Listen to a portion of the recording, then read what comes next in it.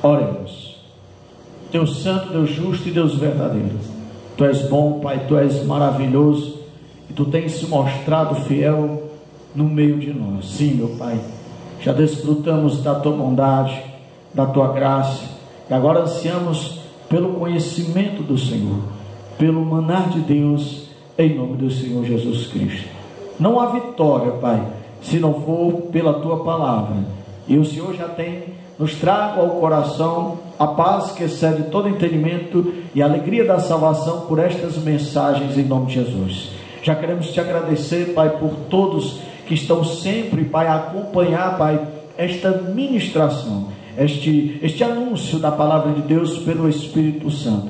E temos que, por certo, todos nós que estamos sendo ouvintes da palavra de Deus, também nos tornaremos praticantes da mesma, se dissermos sim para o Espírito e não para a carne. Toma a minha vida em Tuas mãos, Pai, continua usando da Tua misericórdia, rege soberanamente, Pai, em nome de Cristo, pois sou pecador, sou o menor dos homens e preciso de Ti para estar a ministrar aquilo que é do céu, aquilo que é justo, aquilo que é verdadeiro, aquilo que vem do Senhor Altíssimo. Pai, somos igreja do Senhor, estamos aqui prontos para sermos restaurados por Ti, estamos prontos a ouvir a doce voz de nosso pastor, o nosso Senhor Jesus Cristo. Mas precisamos também da Tua bênção aqui nesta terra, para que nenhum mal venha nos acometer. Coloca os Teus anjos, Pai, ao nosso derredor. Pai, age segundo a Tua soberania, impede, Pai, toda artimanha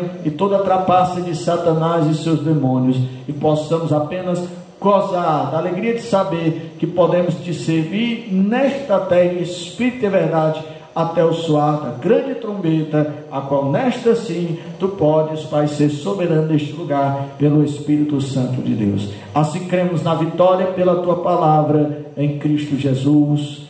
Amém. Amém, amém, igreja de Deus.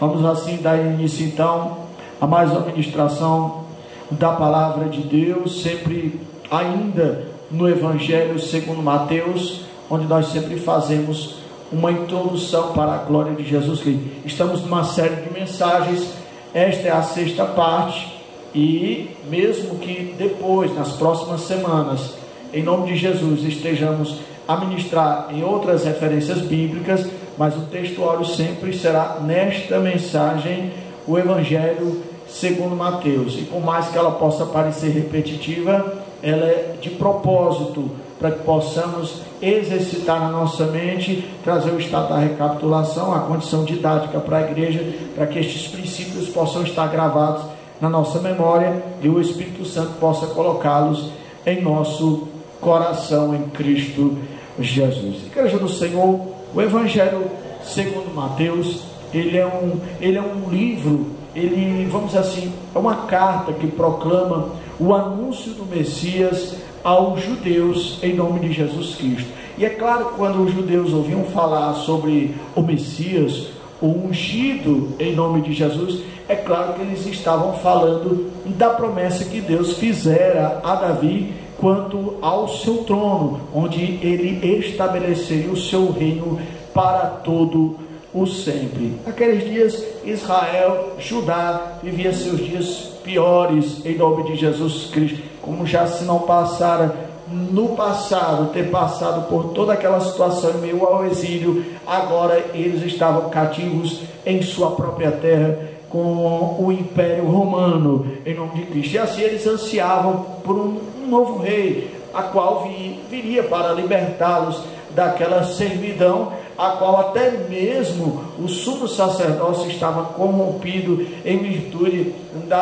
das condições que o Império Romano subordinava em meio à luxúria, a qual o próprio Mestre, o Senhor Jesus Cristo, o chamou de hipócritas, ele não chamou de víboras em nome de Jesus. E em meio a isto, em meio à procura do seu rei, eles deixaram passar a oportunidade. O rei Jesus Cristo veio em nome de Cristo, não é à toa que Mateus traz o título da realeza, que é filho de Davi, o Senhor Jesus Cristo. Por isso que todos que criam no Senhor Jesus Cristo como filho de Davi, como herdeiro do trono da graça de Deus, o clamar filho de Davi, tem misericórdia. E eles estavam anunciando que ele era o seu rei. E é claro que se nós temos conhecimento da Bíblia Sagrada e do Antigo Testamento, nós sabemos que ser rei em Israel nunca foi fácil em nome de Jesus, e também não seria fácil para o nosso Senhor Jesus Cristo, ainda mais alguém que vinha de Nazaré, cidade a qual era desprezada naqueles dias, por servir também de um estado onde trazia guarita para os soldados do Império Romano, em nome de Jesus Cristo. Por isso era um lugar desprezado naqueles dias, e ainda mais porque eles tratavam Jesus Cristo apenas como o filho de um carpinteiro, vamos assim dizer, o filho de José, o filho de Maria. Mas Jesus Cristo veio sobre o estado de um reino. Ele anunciou: eis que o reino dos céus chegou até vós. Assim também João Batista anunciaram, como já foi dito, os judeus rejeitaram o seu rei, rejeitaram o seu Messias, e por isso nós, gentílicos, fomos agraciados por esta bondade do Senhor nosso Deus, como assim foi prometido a Abraão, que por ele seriam benditas todas as nações. Foi pela rejeição de Israel que nós somos agraciados por nosso Senhor Jesus Cristo. Mas é sempre bom enfatizar que Deus ainda salvará Judá,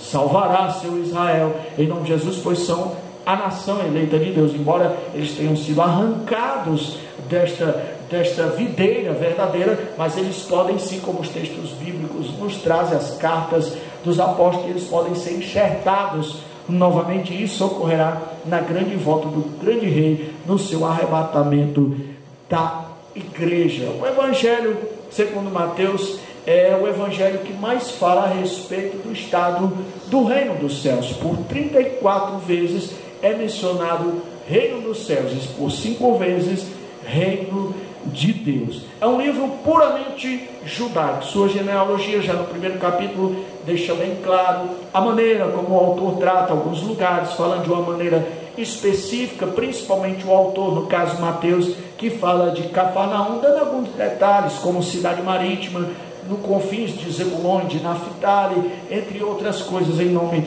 de Jesus. E ele também faz aproximadamente 130 citações ou menções do Antigo Testamento, dizendo assim por 70 vezes que deveria se cumprir aquilo que estava escrito no Antigo Testamento, nas escrituras hebraicas, a menção do Messias em nome de Jesus. Então são coisas como também o anúncio do sábado, do templo, da casa de Deus, e algumas coisas que estão sobre mais o conhecimento de um Estado ortodoxo judaico, a qual ele não fez questão de trazer explicações ou detalhes, pois estava crendo que estava escrevendo somente para os mesmos. Mas numa condição de uma soberania do Espírito Santo de Deus, o Evangelho de Mateus também é o único que é considerado pelos estudiosos que fala especificamente da igreja, em nome de Jesus Cristo, o estado da eclésia, o estado da proclamação do Evangelho por todas as nações.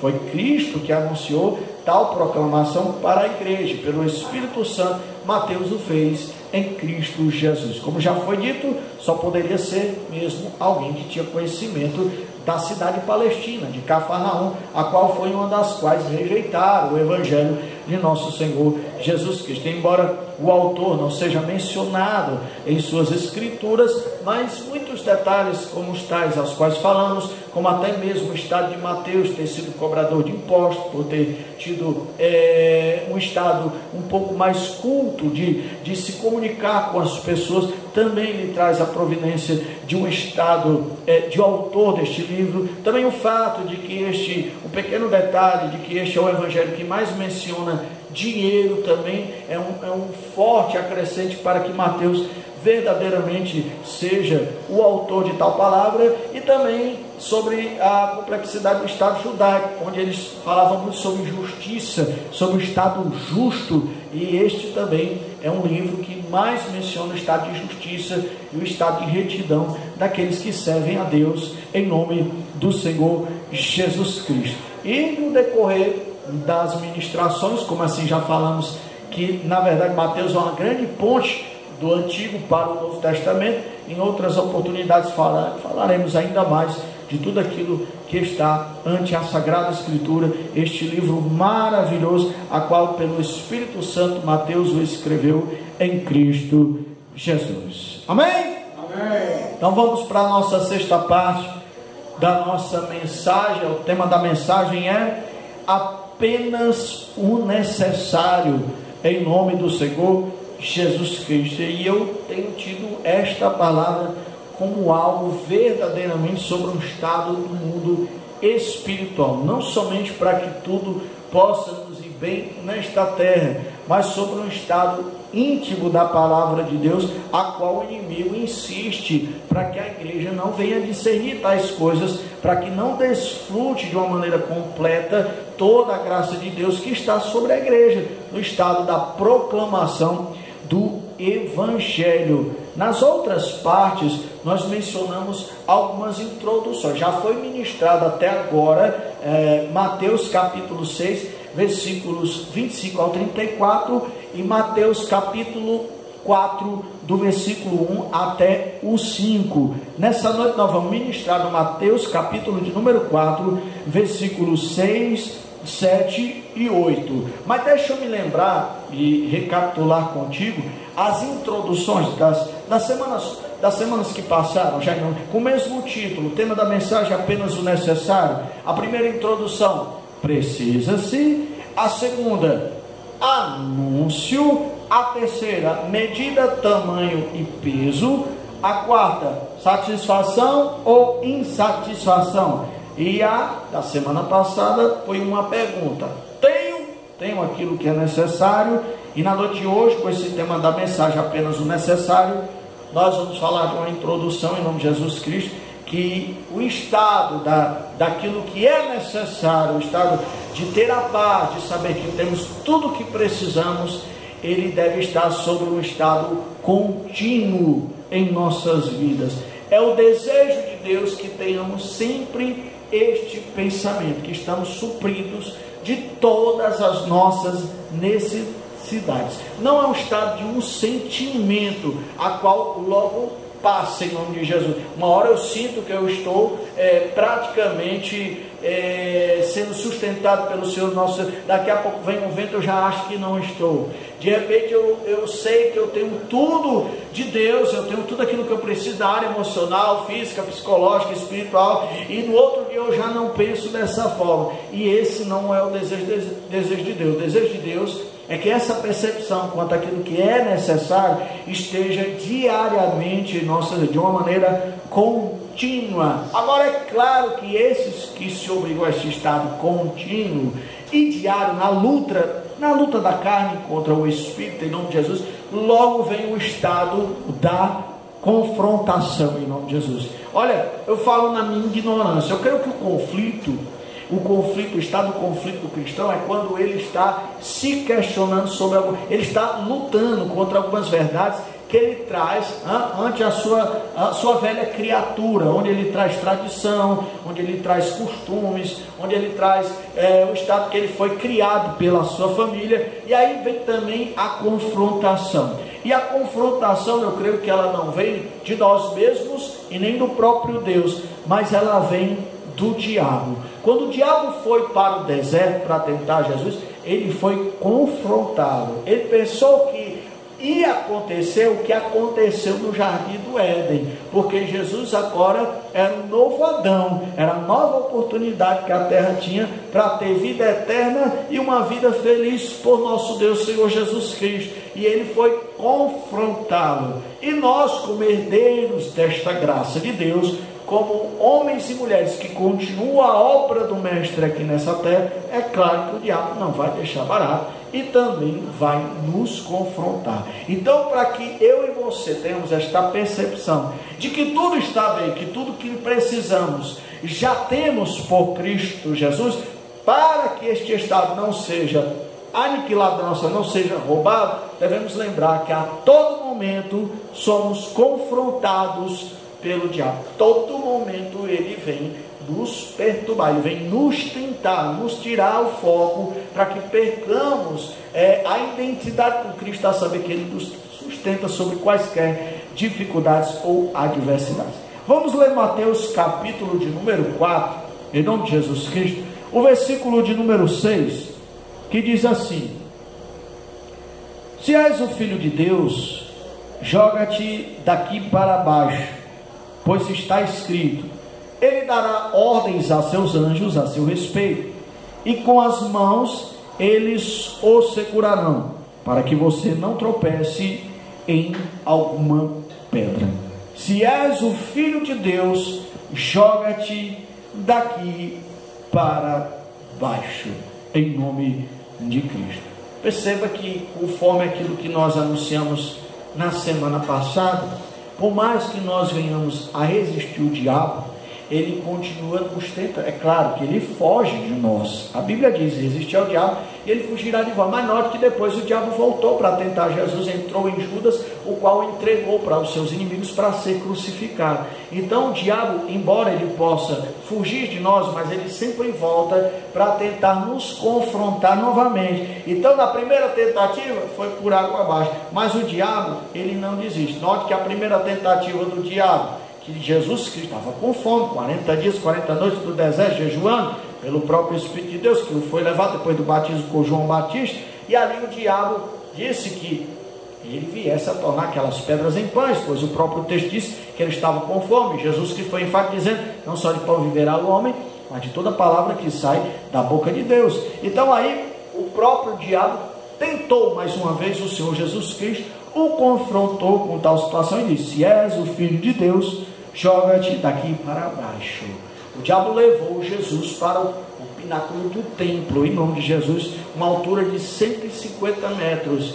Ele queria usar o Salmo 91 para que Jesus Cristo viesse, por ordem de Deus, seus anjos viessem fazer com que a sua queda não acontecesse. Então, diante dessa abordagem, quando ele diz: se és o Filho de Deus, joga-te daqui para baixo, em nome de Jesus Cristo, eu vejo aqui no estado da graça de Deus, pelo Espírito Santo, que é um dos questionamentos que o próprio diabo traz ainda mais para aqueles que passam por confrontações e a vencem por Cristo Jesus. Como ele sabe que este cristão que não está de brincadeira com Deus, ele sabe que tem que jogar mais pesado em nome de Jesus. E aí, assim como ele fez com Jesus, ele faz conosco. Porque note que o que ele queria fazer com Jesus, queria que ele se matasse, ele queria que ele viesse atentar o Senhor, o nosso Deus. E eu fico pensando que Cristo não somente não completaria ou consumaria o plano da salvação,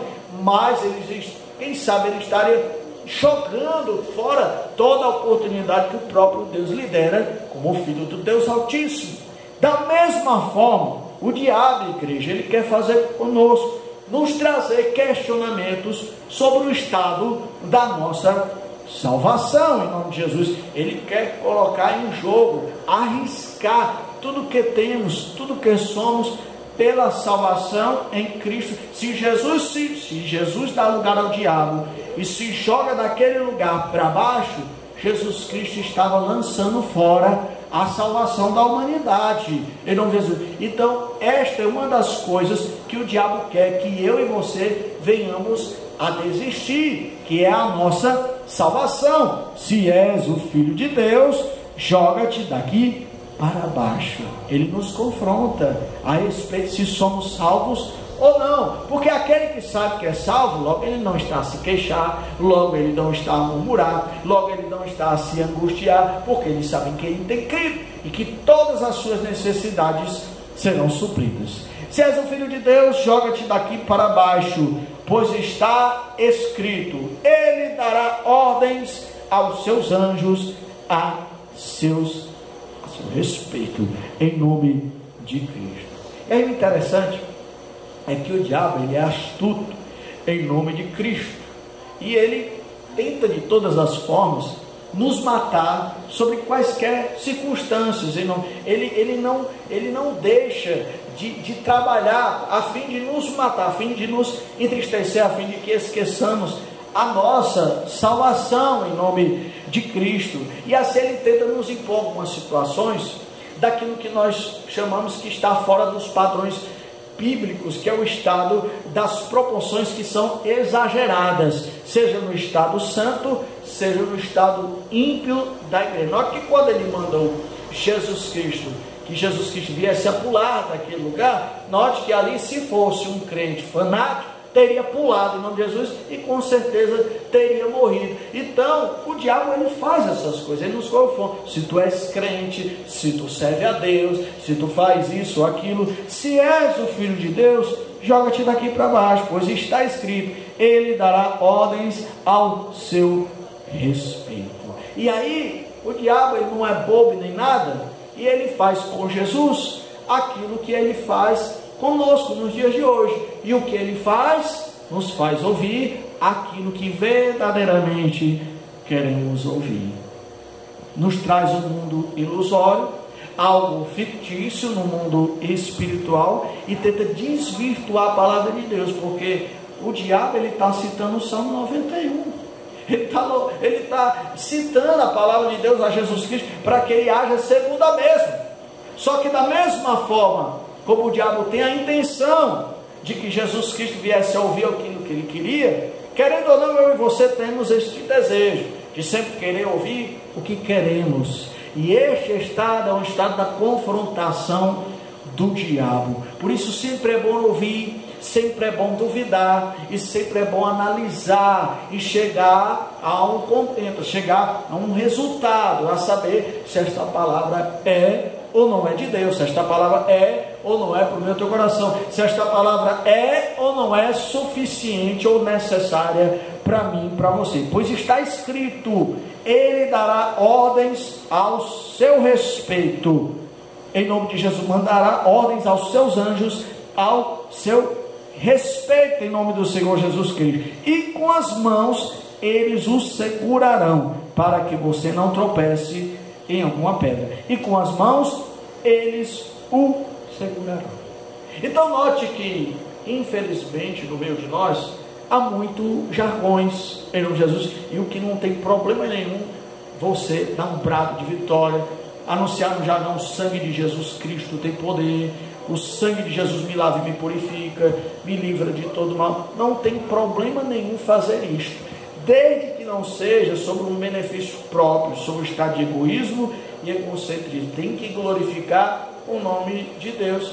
É muito providencial anjos virem ao nosso respeito e nos carregarmos como se fossem bebês para o resto da vida, quando Deus quer que nós cresçamos e passamos a entender a complexidade do Evangelho, no sentido de que venhamos a entender tudo e todos, para que tenhamos a paz de Deus para proclamar tal palavra.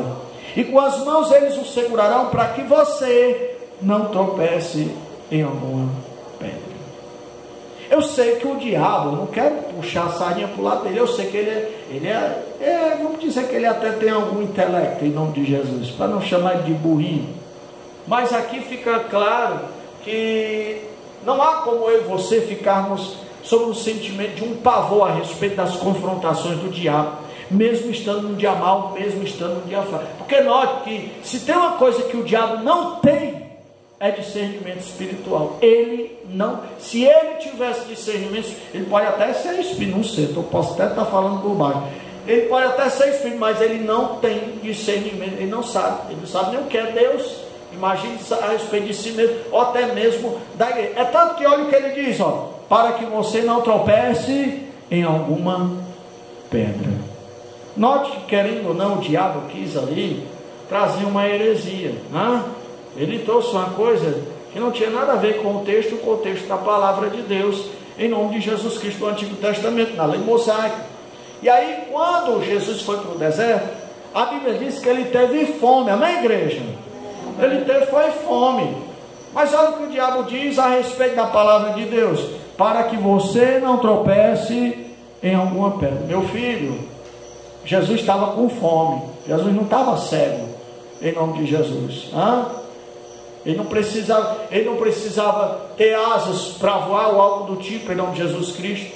Ele estava com fome. Ele não estava morto, ele não estava cego, ele não estava torto, ele estava com fome. E eu tenho certeza que aqueles dias a qual Jesus passou sem comer e beber, quando ele teve fome, foi pelo Espírito Santo de Deus. Então permita que o Espírito Santo diga como você está, e não o diabo em suas confrontações. Não deixe ele reger sobre a minha e a tua vida, para dizer o que é necessário para estarmos tristes ou felizes, porque embora ele conheça a Bíblia, ele não sabe interpretá-la, ele não tem o Espírito Santo, em nome do Senhor Jesus Cristo, o que nós temos pela misericórdia de Deus. Como Cristo, temos o Espírito Santo e podemos atravessar o deserto da vida, para que você não tropece. Olha, quem tropeça uma pessoa pode estar cego, ele não pode estar morto, porque não está vendo, ei, tem uma pedra no teu caminho. Não, Jesus estava simplesmente com fome. E quem disse que Cristo estava com fome? O Espírito Santo. Então deixa que o Espírito Santo diga para você o que é necessário, para que você continue resistindo ao diabo, para que ele também continue fugindo de todos nós. Vamos para o versículo de número 7, em nome de Cristo, que diz assim: Jesus lhe respondeu: também está escrito, não ponha à prova o Senhor, o seu Deus. Jesus lhe respondeu: também está escrito. Amém, igreja? Está escrito. Se nós pegarmos tudo que foi anunciado até o versículo de número 6, em nome de Cristo, você vai perceber que para que tudo nos possa ir bem nesta terra, enquanto a trombeta ainda não vem a soar, em nome de Jesus, nós só precisamos de uma única coisa: discernimento espiritual. Nós precisamos do Espírito Santo, porque a palavra de Deus, pela graça, ela está no meio dos justos e dos ímpios. Está certo que isso não é em todas as partes do nosso planeta, não são todas as nações que podemos desfrutar da leitura da Bíblia Sagrada. Há países que é considerado até crime você levar uma Bíblia em suas mãos, é crime, você pode até ser morto por causa disso, por carregar uma Bíblia em seus braços em uma certa nação, em nome de Jesus Cristo. Mas nós desfrutamos desta graça de Deus na nossa nação e em muitos lugares. Então Jesus lhe respondeu: também está escrito. E nós temos que valorizar esse sentimento que Deus nos deu a respeito da sua palavra, de que ela não somente ela é necessária, mas ela é legítima. Porque se nós ligarmos o versículo 6 ao versículo 7, tudo que fez Jesus Cristo resistir ao diabo e às suas tentações veio pelo Espírito Santo. É tanto que ele estava com fome, ou seja, ele estava na sua fragilidade carnal. Como homem, ele estava com fome, e ele só pôde resistir ao diabo naquele momento. Eu estou falando sobre uma circunstância que aí gera discussões teológicas e por aí vai, mas nós estamos falando que Jesus se colocou sobre uma condição humana para nos servir de exemplo. Ele não nos mostrou que pelo Espírito Santo, qualquer que seja a necessidade da carne, qualquer que seja a dificuldade na terra, nós temos aquilo que é necessário para suportar qualquer coisa. Ele disse, respondeu, também está escrito. A palavra de Deus, ela é suficiente, e a palavra de Deus é legítima. E como eu sei que ela é legítima? Ora, eu nunca vi ninguém, eu nunca vi ninguém ter passado 40 dias e 40 noites sem comer. Mas coitado deste que passa e chega a um determinado... Acho que ele não tem nem força para falar, né, igreja? Acho que uma hora dessa ele já está no hospital, em nome de Jesus, se é que não estiver morto. Então note que quando Jesus diz, já tu está me confrontando, né? Mas deixa eu te dizer uma coisa, também está escrito. Jesus estava com fome, 40 dias e 40 noites. Se ele falou, se ele rebateu a confrontação do diabo, é porque ele estava cheio do Espírito. Pela carne, Jesus não poderia ter falado tais coisas. Pela carne, Jesus Cristo não poderia ter suportado toda aquela adversidade no meio do deserto. E Cristo também está nos anunciando tais coisas. É pelo Espírito Santo que nós vencemos as dificuldades, é pela força do Espírito que nós resistimos às tentações, é pela força do Espírito que nós resistimos às atrações do diabo e de seus demônios. Jesus lhe respondeu, também está escrito, não ponha à prova o Senhor, o seu Deus. O diabo veio para o Salmo 91, falou, sem contexto, sem texto, sem contexto, pretexto, para a heresia.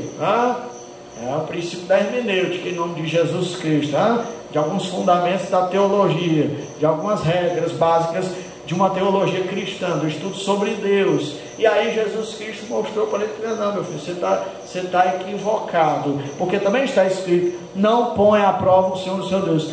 O próprio Cristo citou Deuteronômio, capítulo de número 6, versículo 16. Eu vou até fazer a leitura do mesmo para a glória de Deus, porque lá há uma menção muito importante para que ainda possa abranger ainda mais o nosso conhecimento a respeito daquilo que Deus está nos falando nesta noite. Deuteronômio 6:16. Olha o que o texto diz, igreja, o que Jesus Cristo citou para o diabo, em nome de Jesus: não ponham à prova o Senhor, o seu Deus, como fizeram em Massá. Amém? Até onde eu sei, eu posso até estar errando, viu, igreja? Até onde eu sei, esse lugar que foi conhecido como Massá, até onde eu sei, eu posso até estar errando, repito. Até onde eu sei, foi o lugar onde os israelitas se mostraram frouxos para entrar na terra prometida. Se eu não me engano, aquele lugar ficou conhecido como Massá, porque o povo se rebelou contra Deus em nome de Jesus. Deus tinha promessa para Israel. Há pouco tempo, 1 ano e poucos meses, Israel tinha saído do Egito, chega à porta da entrada de Canaã, lança seus 12 espias, chegando lá, desce, amedrontam, traz um mau relatório para a Assembleia de Deus, para a congregação, e todos se enchem de pavor e medo, dizendo: nossos filhos serão escravos, nossas mulheres serão tomadas, e nós homens morreremos. E ele diz aqui em Deuteronômio 6,16: não ponham à prova o Senhor, o seu Deus, como fizeram em Massá. Colocar o Senhor à prova é desobedecê-lo.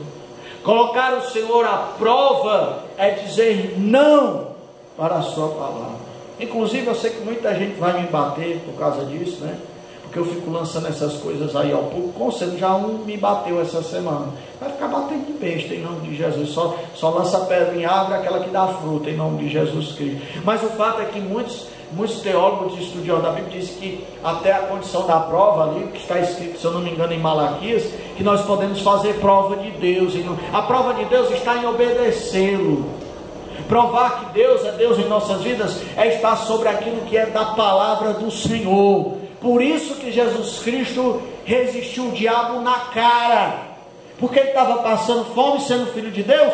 Estava. Jesus Cristo estava só no deserto sendo filho de Deus? Estava, em nome de Jesus, mas ele estava passando fome, estava só, estava sendo confrontado pelo diabo, porque estava obedecendo a Deus em nome de Jesus. Naquele dia em Massá, naquele dia que os israelitas se mostraram frouxos, com exceção de Josué e Caleb, eles não estavam crendo na palavra, eles estavam tentando o Senhor, o seu Deus. Então note que quando Deus está dizendo para mim e para você: a minha palavra te é necessária, não? Ela é suficiente. Eu e você não queremos crer nisso, e a gente fica entrando, colocando a nossa cabeça com minhocas em nome de Jesus. Cuidado para ali não ser um lugar de Massá, para não ser um lugar de desobediência. Desobediência não é só encher a cara, desobediência não é só falar da vida alheia, desobediência não é só praticar adultério, também é isso e muito mais em nome de Jesus, mas também não obedecer a Deus sobre quaisquer circunstâncias. Isso é rebelião.